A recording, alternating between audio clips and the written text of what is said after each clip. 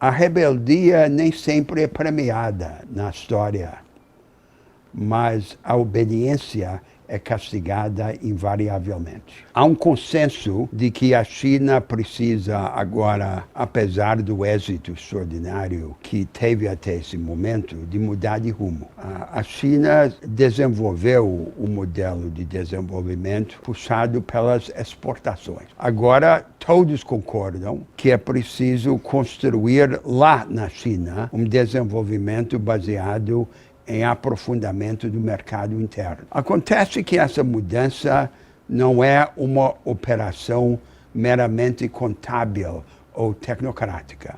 Ela exige uma vasta redistribuição entre setores, entre regiões e entre classes. E é, portanto, inevitavelmente conflituosa. Não conseguem fazer porque vivem dentro da camisa de força da ditadura do Partido Comunista. A sociedade brasileira tem diante de si dois projetos malogrados. De um lado, há o projeto recente petista do que se poderia chamar o nacional-consumismo. Foi uma democratização da economia do lado do consumo e do crédito. Tirou muita gente da pobreza, mas sempre foi precário. A conta era paga pela agricultura, a pecuária e a mineração. Quando o preço desabou, o projeto revelou toda a sua fragilidade. E em vez de usar esses recursos para financiar uma estratégia rebelde de desenvolvimento que apostasse na capacitação do nosso povo, era a aposta fácil, a riqueza fácil que saía da terra. O outro projeto é o projeto oferecido pela elite tradicional do país. É um projeto financista e fiscalista. Vamos acertar as contas do governo, vamos diminuir o tamanho do Estado, vamos ganhar a confiança financeira. Vai produzir uma enxurrada de investimento. Vivemos a semana passada o leilão malogrado da Petrobras. Não apareceu ninguém. Só os chineses apareceram numa pequena parte para fazer média com o governo Bolsonaro. E por que não apareceu ninguém? Porque não há qualquer sinal de vigor produtivo. Capital estrangeiro não vai para o lugar onde se reza na cartilha da religião financeira. Vai para onde tem oportunidade. Falamos da China. Sim. Qual é o país no mundo que recebe mais investimento de risco produtivo?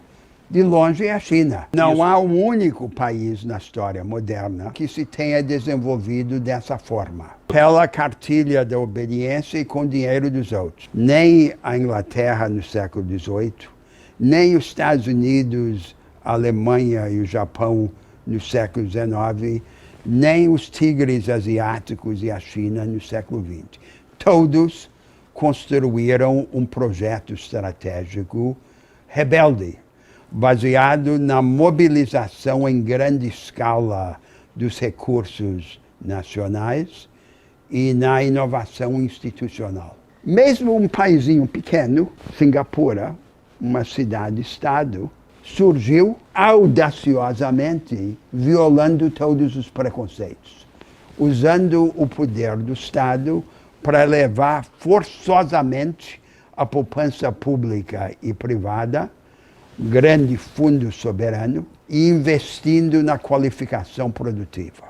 A rebeldia nem sempre é premiada na história, mas a obediência é castigada invariavelmente. Nós temos que trabalhar pelo esclarecimento do povo e fazer com que o povo compreenda que essas ideias ignorantes e confusas da elite brasileira, eles dizem a primazia é consertar as finanças públicas, o realismo fiscal. Então, a ideia deles é reorganizar as finanças públicas para ganhar a confiança financeira, que vai supostamente trazer o capital. Nunca ocorreu em nenhum lugar.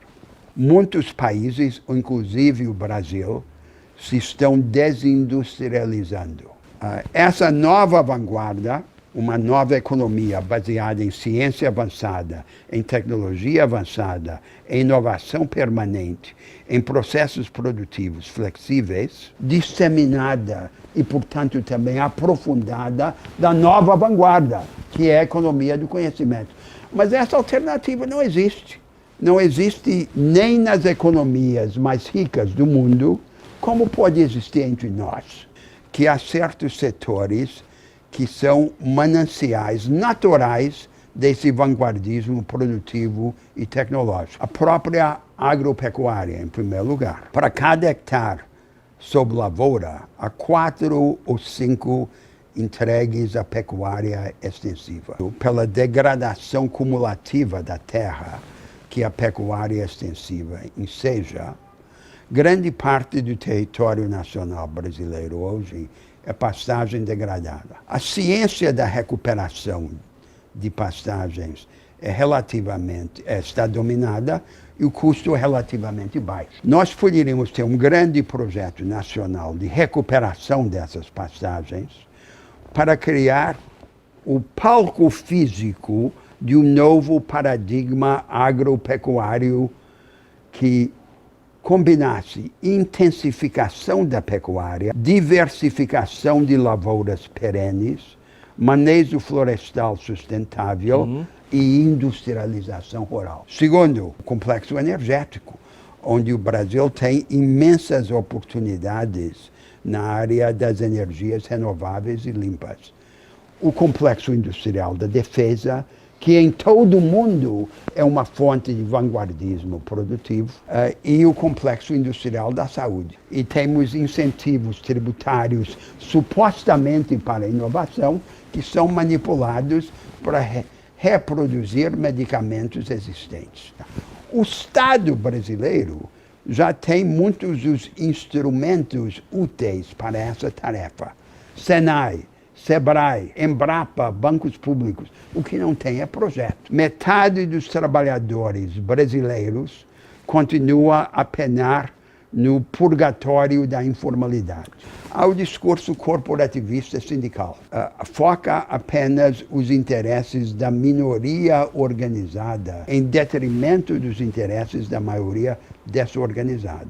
É apenas a defesa da legislação trabalhista existente. Ela tem que ser defendida, mas ela não basta. Há uma nova realidade produtiva dessas relações de trabalho dos informais e dos precarizados, e essa nova realidade produtiva exige um novo direito. Nós teremos que construir um novo direito para governar essa realidade. De outro lado, há o discurso neoliberal, que sob o mantra da flexibilidade, um eufemismo, prega jogar a maioria numa insegurança econômica radical.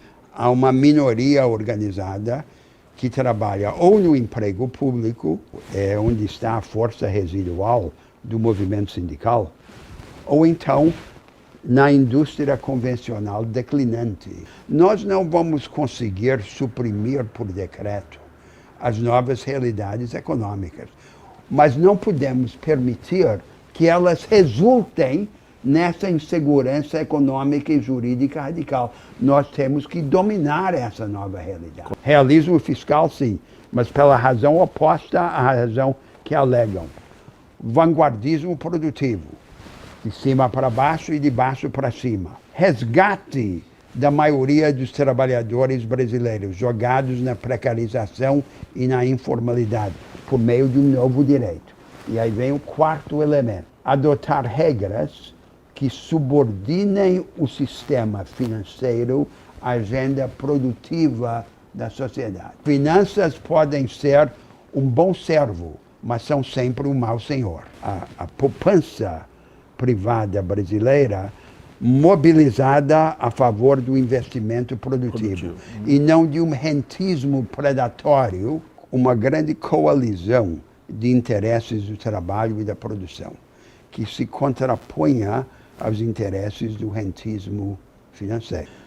Mas a base social desse projeto alternativo é também um novo agente social no Brasil, que nós chamamos genericamente os emergentes, grande parte deles evangélicos. Em cima, há uma pequena burguesia empreendedora, mestiça, diferente da classe média tradicional, porque não está orientada para o emprego público e para as profissões liberais.